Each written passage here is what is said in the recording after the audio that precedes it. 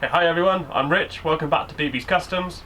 Today we're going to be focusing on finishing off the rear mudguard on the cb250.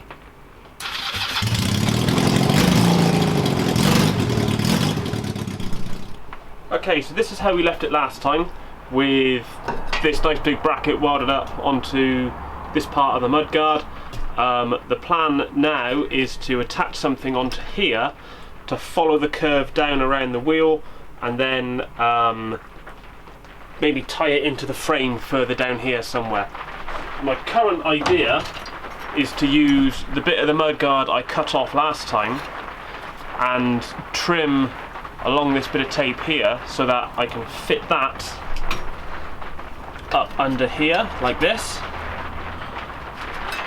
and then adjust this bend so that it follows the curvature of the rear wheel. Give a bit of trial and error. I'll only tack it on and then see how it goes.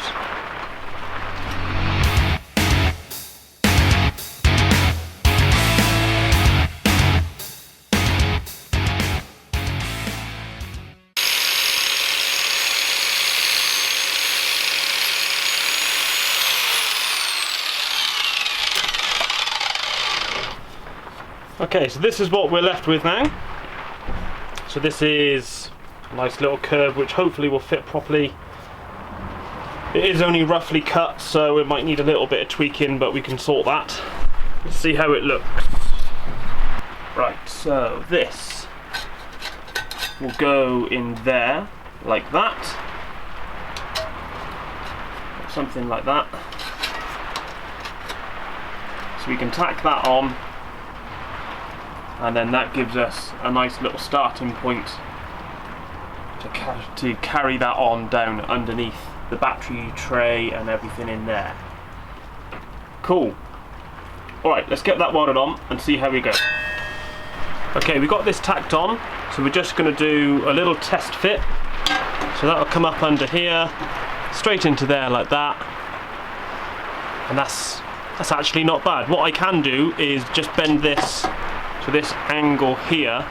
We're just going to bend it a bit more that way, so if you look at that, it's going to follow the curve a bit better because it's sort of gone a bit straight here. So we're just going to flex that, weld it on, flex that round a bit, and then that will angle the bottom half of this in the right direction, hopefully, to follow the curve of the wheel. Okay, so after a spot of welding and a bit of grinding and a little bit of extra bending, we now have this. So that is nice and firmly attached on there. I've just tweaked this angle in a little bit, so now if we hold that up, it almost perfectly follows the curve of the original mudguard shape. So we'll just mock this up on the bike, see how it looks, and then if I'm happy, I'm gonna cut some little bits of stainless and just fill in these gaps here and on this side, and then I'm gonna start looking at how to get a plastic extension to come down the back to go in between the swing arm and the bike frame. It's going alright. Right, more grinding, welding, bending, flexing, all that has been going on, and now it's all boxed in, it's all smoothed off, so we can fit it back into the bike and just see how this is going to come down from the rear wheel. Okay, so this is going to come up under here like that, so you can see almost all of the underside of the seat is now fully protected, which is a brilliant start. So now I just need to cut a bit of old under seat trim I've got off of my old GS and just swoop that down, and that's going to follow this curve down here. It's going to miss the electric box. I may not bring it down all the way past the battery box, just enough to protect it, and then we should be good, really. I mean, to be fair, I could probably just leave. Oh, do you know what? I could just leave that like that.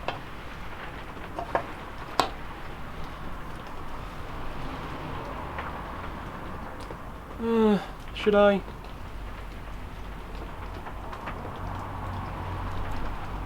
No, let's be good. Let's cover it all in, and if necessary I can always take it back off again afterwards, it doesn't really matter. Okay, so this is the trim off of my old GS. It's even got the old indicators and things on. So if we just pop that under here, you can just get a feel as to how much we're going to need. I think that would be about perfect. So I'm going to draw a line across there. Cut that off. Well, will I cut that off? No, let's not cut that off yet. Yes, I will. I'll cut that off, and then we can mock it up against the fender we've just welded up and see where we come to.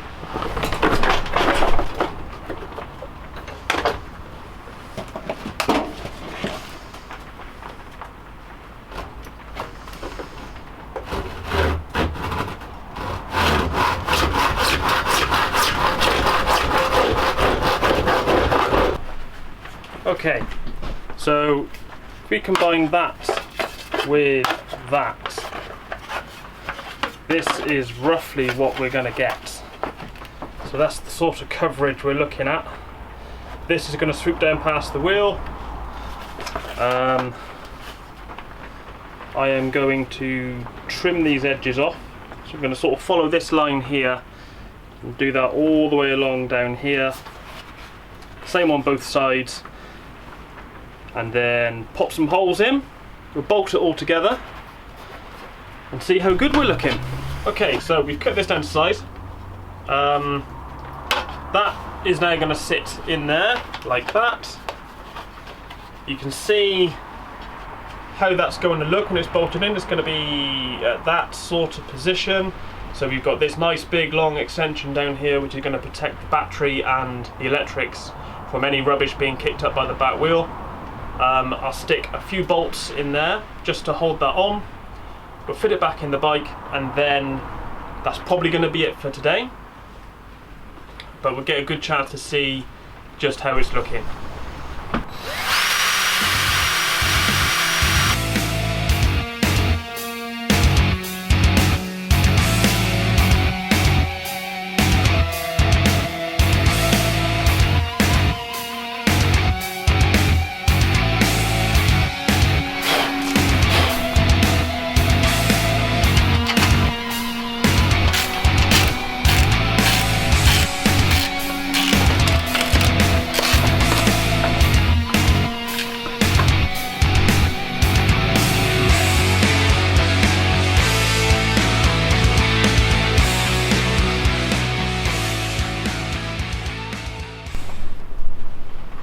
Okay, so here it is. So we've got mudguard sticking it here to protect your back, and then this extension coming down here which is protecting the battery and the electrical box. I mean, I've got to say, now that it's on, I kind of wish it came a little bit further this way. But